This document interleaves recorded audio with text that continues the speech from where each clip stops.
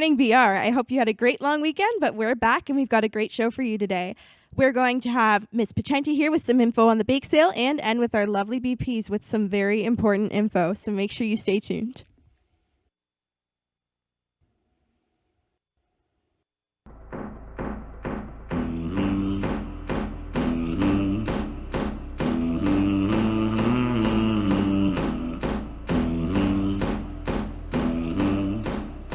Morning, BR. I hope everyone had a great long weekend. Happy Tuesday. I'm Laura. And I'm Olivia. And we're here with your WRBR News. Just a reminder that the new Athletic Council will have a meeting today after school in the health room. Congrats to all students in the Celtic Slam team who represented Bishop Ryan at the annual citywide poetry festival, Louder Than a Bomb, including Michaela Broom, Nia Langdon, Sam Letnick, Danielle Martin, and Trinity Sinyard. You are all amazing people and talented poets. Thank you for sharing your beautiful voices and positive energy with the community. You've made Bishop Ryan proud. Thanks to the BR English and Language Department, Student Success, and our school administrators for their ongoing support of the arts. Students interested in this event should stay tuned for next year. Thanks from Miss Cobden. And now for more WRBR News.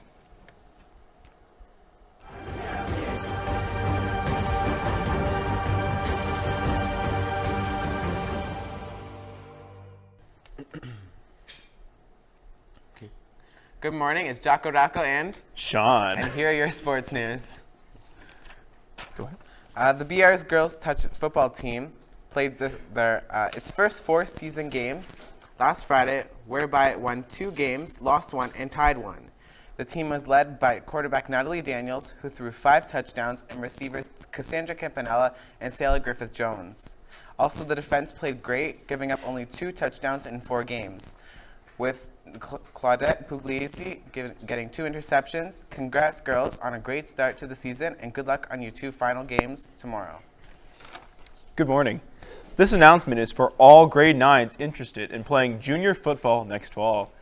There will be a mandatory meeting tomorrow morning at 7:45 in room 208. If you cannot attend, please see Mr. Nardini today. Congrats to both Mackenzie Malajinsky and Vishal Haricharan from the track and field team, this week's Pita Pit Athletes of the Week. Fresh thinking, healthy eating, Pita Pit. I believe that's all we have for you today, BR. Have an awesome day and stay tuned for more WRBR News.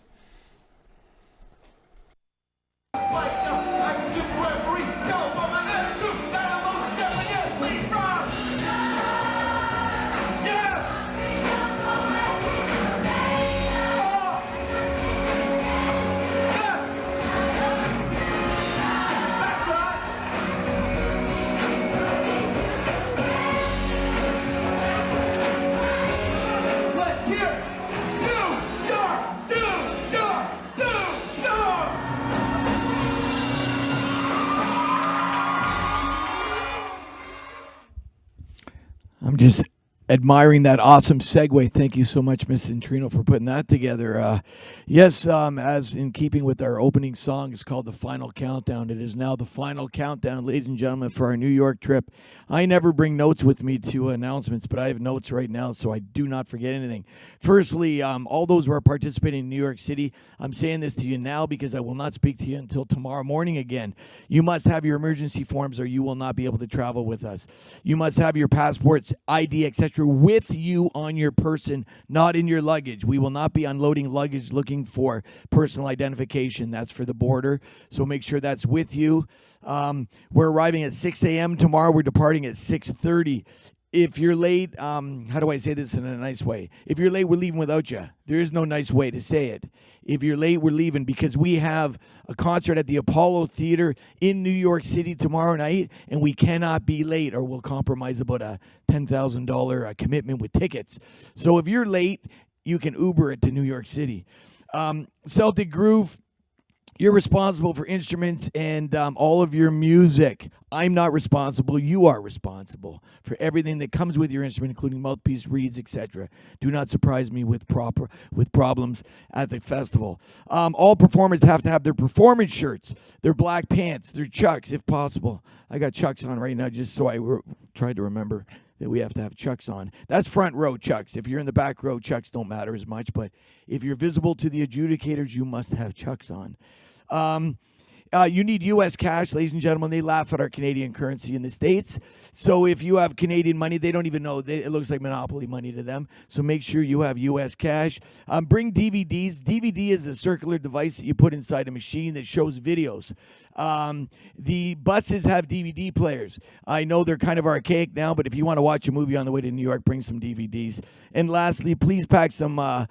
or at least an umbrella, because the weather does not look as favorable as we'd like it, although we have seen now 2 episodes of sunshine coming up on the Weather Network. So Wednesday and Saturday looks good.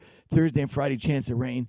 But you don't want to be buying your umbrellas down at Times Square because they charge you a premium for those umbrellas.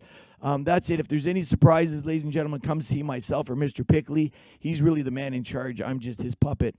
Ladies and gentlemen, that's it. I'm saying bye-bye.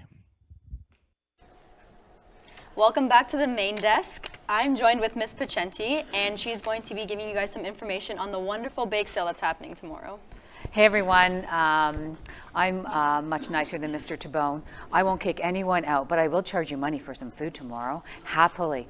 And we wish them well on their trip. You know, they've worked so hard so far. I think it's going to be awesome for them. So New York doesn't know what's going to hit them yet when BR arrives. Before I talk about the bake sale, I just want to say a really great shout out to Miss Cobden. I know that she's being very humble today, but she did win an award at the Poetry Slam this weekend. She was Coach of the Year along with Mrs. Susan O'Keefe as well from Cathedral High School. So a shout out to both of them for mentoring our amazing poets. What a great thing to be involved in. So for tomorrow is a Civies Day, and we thank Mr. Piccioni for allowing that to happen. And the reason he's allowing it to happen is because it's a really special reason to have one tomorrow, and that is for the people, the family of 6, 4 children. They're all young in elementary school, and the parents that have come from they're Syrian refugees, really. They have been traveling for a couple of years. They've been sponsored by St. John the Baptist Parish here in Hamilton.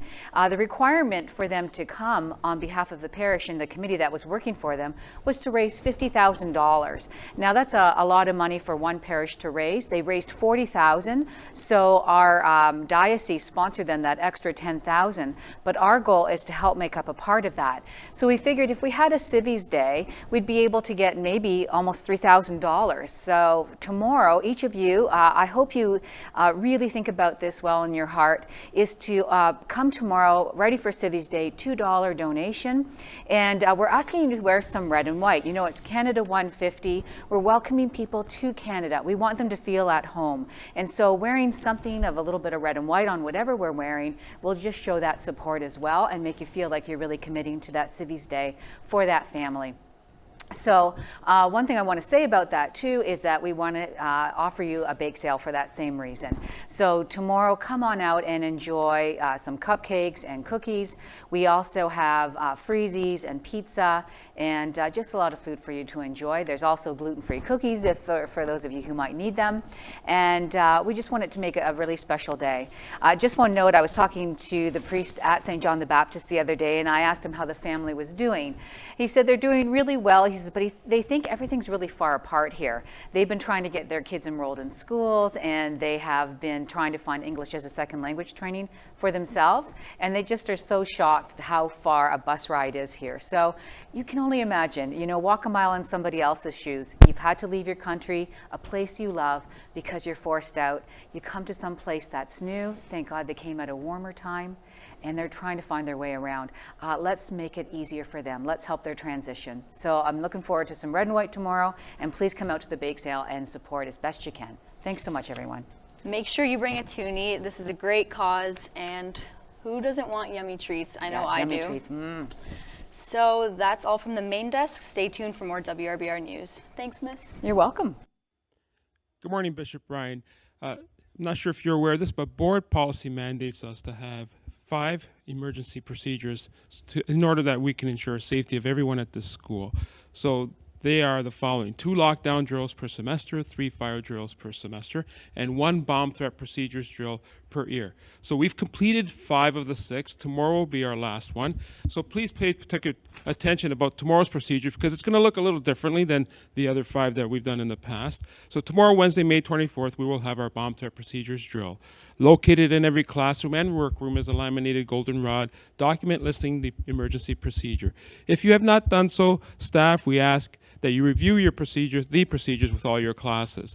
At approximately between 1:25 and 1:30, you will hear over the PA system the following statement. We have received a bomb threat and will now be evacuating the school in an orderly fashion. Please exit the school under a teacher's direction via the closest exit to your location and make your way to the student parking lot by Trinity Road. Please do not use your cell phone. So again, different from the other procedures, you will not hear a tone or a bell or a ring. It's going to be that statement. Once you hear that, you're going to evacuate to the closest exit, just like you would for a fire drill. The following things to keep in mind. Staff and students exiting the doors by the chapel or Dakota Drive are to make their way towards the back parking lot and continue to the overflow parking lot located on the west side of the football field. Please stay off the road and use the sidewalks at all times. Staff and students exiting the main doors of the school, in other words, Rymo Road side, are asked to make their way west of the school towards Trinity Road. Now, I did notice this morning that Trinity Road does not have sidewalk, so stay as close as possible to the curb side of the road. And please be careful. Again, there are there are vehicles on that road. There is construction going on. So again, please pay particular attention. And then once you go around the corner towards the football field, towards the parking lot, make your way back into that parking lot and wait there.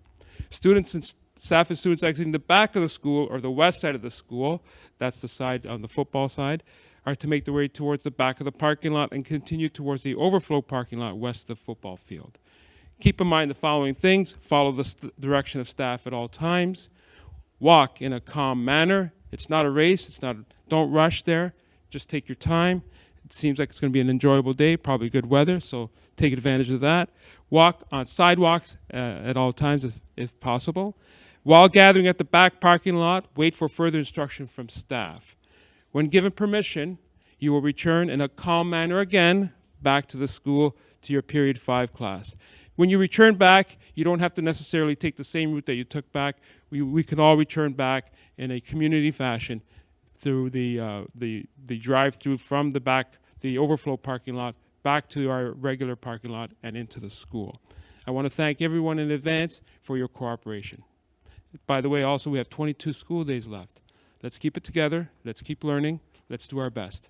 Thank you.